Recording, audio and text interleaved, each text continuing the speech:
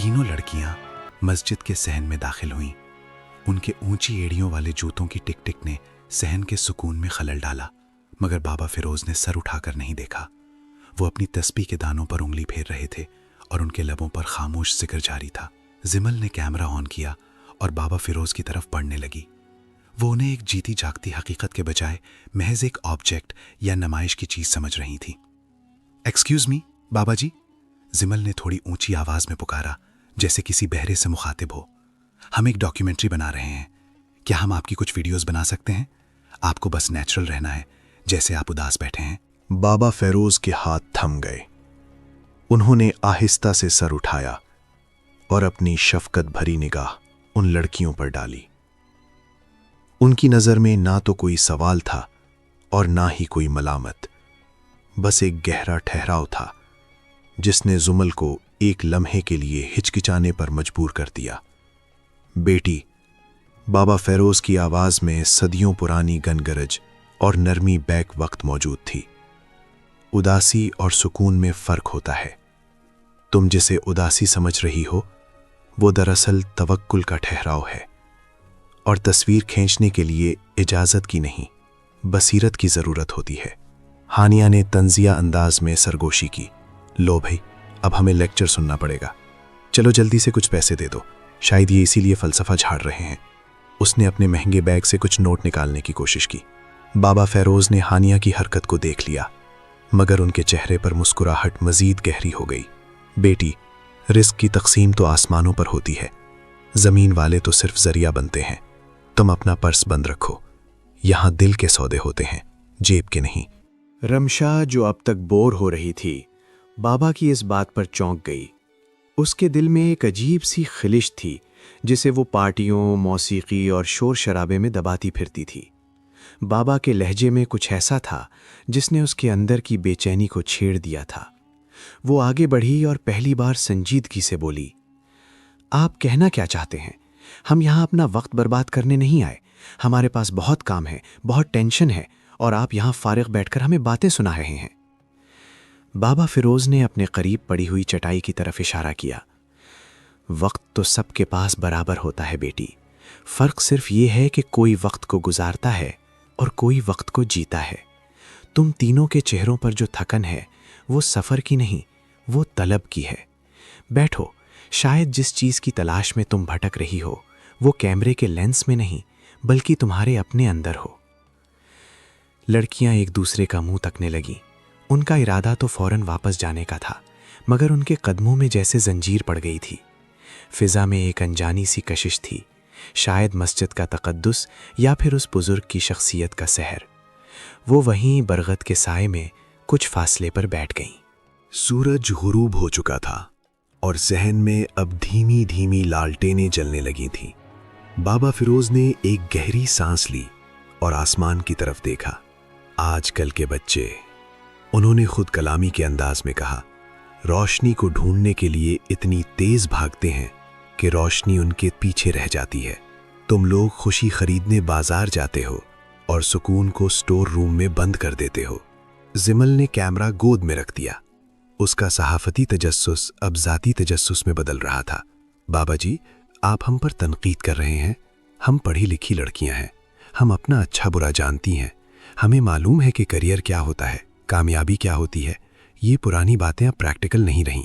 बाबा फिरोज ने नरमी से जिमल की आंखों में झांका। कामयाबी, उन्होंने लफ्ज को चखा जैसे कोई फल हो।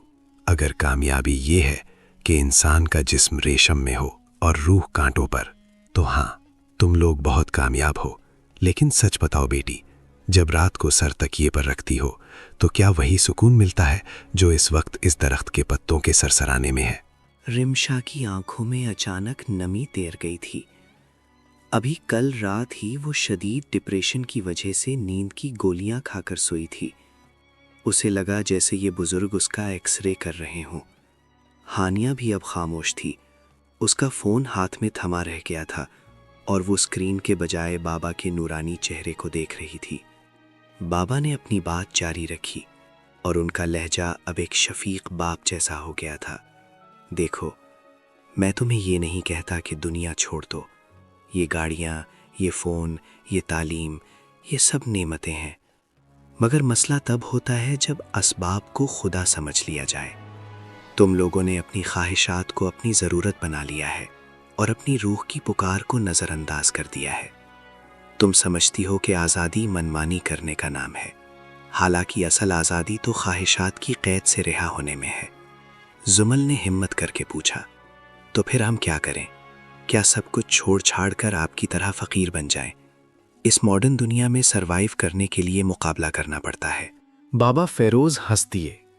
ان کی ہنسی میں ایک ایسی کھنک تھی جیسے صاف پانی پتھروں سے ٹکرا رہا ہو۔ فقیر بننا تو بادشاہوں کا کام ہے بیٹی، ہر کسی کے بس کی بات نہیں۔ اور مقابلہ تو تب ہو جب کوئی دوسرا ہو، جب تم یہ سمجھ لوگی کہ دینے والا بھی وہی ہے اور چھیننے والا بھی وہی، تو مقابلہ کیسا، حسد کیسا؟ تم جدید دنیا میں رہو مگر دنیا کو اپنے اندر مت رہنے دو۔ کشتی پانی میں رہے تو تیرتی ہے، پانی کشتی میں آ جائے تو ڈوب جاتی ہے۔ تمہارا مسئلہ یہ ہے کہ تم نے دنیا کا پانی اپنے دل کی کشتی میں بھر لیا ہے۔ یہ الفاظ فضا میں معلق ہو گئے۔ تینوں لڑکیاں جو کچھ دیر پہلے تک اپنے سٹیٹس، برانڈز اور فالوورز کے زہم میں مبتلا تھیں، اب خود کو بہت چھوٹا اور کھوکھلا محسوس کر رہی تھیں۔ بابا کی باتوں میں کوئی جادو نہیں تھا، بلکہ ایک بھولی ہوئی سچائی تھی جو ان کی روحوں پر دستک دے رہی تھی۔ ہانیہ، جو سب سے زیادہ تنقیدی رویہ رکھتی تھی، دبی آواز میں بولی، لیکن بابا، ہمیں یہ سب کون سکھائے گا؟ ہمارے پاس تو رکنے کا وقت ہی نہیں ہے۔ ہمیں ڈر لگتا ہے کہ اگر ہم رکے تو پیچھے رہ جائیں گے۔ بابا فیروز نے آسمان کی طرف انگلی اٹھائی۔ جو اللہ کے لیے رکتا ہے، اللہ زمانے کو اس کے لیے روک دیتا ہے۔ تم لوگ دوڑ رہی ہو مگر منزل کا پتہ نہیں۔ یاد رکھو، رفتار نہیں، سمت اہم ہوتی ہے۔ آج تم یہاں راستہ بھول کر آئی تھی نا؟ تینوں نے اس بات میں سر ہلایا۔ در حقیقت ان کا GPS خراب ہو گیا تھا، جس کی وجہ سے وہ اس پرانے محلے میں نکل آئی تھیں۔ بس یہی راز ہے، بابا نے معنی خیز انداز میں کہا۔ کبھی کبھی انسان بھوسی میں راستے پر لانے کے لیے اللہ اسے بھٹکا دیتا ہے۔ تمہارا یہاں آنا کوئی حادثہ نہیں تھا، یہ بلاوا تھا۔ کچھ پیاسے کنویں کے پاس جاتے ہیں اور کچھ خوش نصیب ایسے ہوتے ہیں جن کے پاس کنواں خود چل کر آتا ہے۔ اب سوال یہ ہے کہ کیا تم اپنی پیاس بجھانا چاہتی ہو یا محض پانی کی تصویر لے کر واپس لوٹ جانا چاہتی ہو؟ رات اب پوری طرح پھیل چکی تھی۔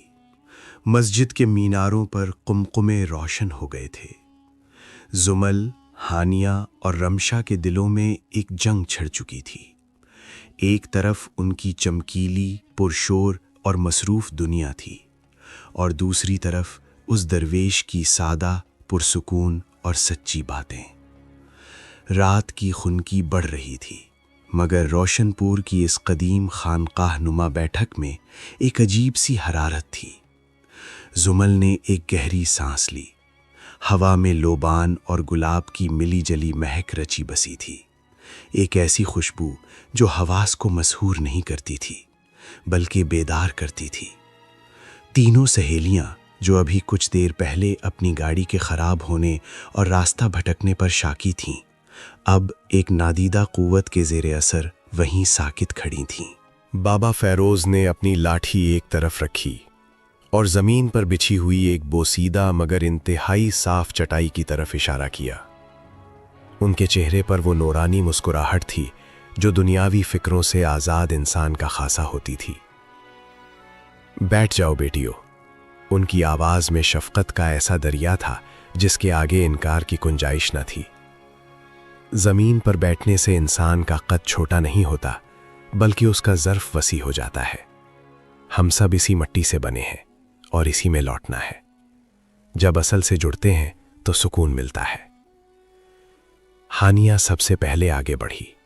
اس کے دل میں ایک عجیب سی بے چینی تھی جو اسے اس درویش کی طرف کھینچ رہی تھی۔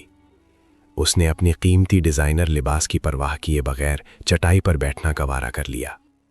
زمل اور رمشا نے ایک دوسرے کو دیکھا، آنکھوں ہی آنکھوں میں اپنی جدید تربیت اور اس قدیم ماحول کے تضاد کا تبادلہ کیا، اور پھر ہانیہ کے دائیں بائیں بیٹھ گئیں۔ ابھی وہ بیٹھی ہی تھی کہ ایک 12-13 سال کا لڑکا جس کے چہرے پر معصومیت اور آنکھوں میں ادب تھا، مٹی کے 3 پیالوں میں دھواں دیتی ہوئی چائے لے آیا۔ پیالے کھردرے تھے، کسی بھی فینسی کیفے کے چینی کے برتنوں کے برعکس मगर उनमें से उठने वाली इलायची की महक ने उनकी भूख और थकावट को यकलख्त जुगा दिया। रमशा ने अपना बैग संभाला तो उसका फ़ोन ज़ोर से थरथराया। खामोशी के इस समंदर में वाइब्रेशन की आवाज़ भी किसी धमाके से कम न लगी। उसने जल्दी से फ़ोन निकाला। स्क्रीन की नीली रोशनी उसके चेहरे पर पड़ी। सोशल मीडिया पर किसी ने उसकी तस्वीर पर तबसरा किया था। उसकी उंगली बेइख्तियार स्क्रीन पर चलने लगी। बाबा फिरोज़ ने चाय का एक घोंट लिया और बहुत धीमी आवाज़ में, जैसे खुद कलामी कर रहे हों, बोले, अजीब दौर आ गया है। इंसान दूर बैठे लोगों की पसंदीदगी पाने के लिए तड़प रहा है और जो पास बैठा है उसकी मौजूदगी से गाफिल है। ये शीशे की स्क्रीनें नहीं हैं बेटा, ये दीवारें हैं, ऐसी दीवारें जिनमें दरवाजे नहीं होते। रमशा का हाथ रुक गया। उसे लगा जैसे बाबा ने उसके फ़ोन में नहीं, उसके दिल के अंदर झांक लिया है। उसने शर्मिंदगी से फ़ोन उल्टा करके चटाई पर रख दिया। बाबा, जुमल ने बालाखिर खामोशी तोड़ी। वो मंतकी जहन की मालिक थी और इस तलिस्माती कैफियत से निकलकर हकीकत को समझना चाहती थी। आपने कहा कि हमारा यहाँ आना कोई हादसा नहीं था, लेकिन हम तो सिर्फ रास्ता भूले थे। हमारी ज़िंदगी बहुत मसरूफ़ है, हमें वापस जाना है। कल हमारी यूनिवर्सिटी है, प्रेजेंटेशंस हैं, दुनिया के काम हैं। बाबा फिरोज़ ने मुस्कुराते हुए जुमल की तरफ देखा। उनकी आंखों में एक ऐसी चमक थी जैसे वो जुमल के अल्फाज के पीछे छुपे खौफ को देख रहे हों। मसरूफियत। बाबा ने उस लफ्ज़ को ऐसे अदा किया जैसे उसे तोल रहे हों। किस चीज़ की मसरूफियत? क्या कभी तुमने सोचा है कि जिस दौड़ में तुम शामिल हो उसकी आखिरी लकीर कहाँ है? तुम लोग खुशी खरीदने के लिए सुकून बेच रही हो।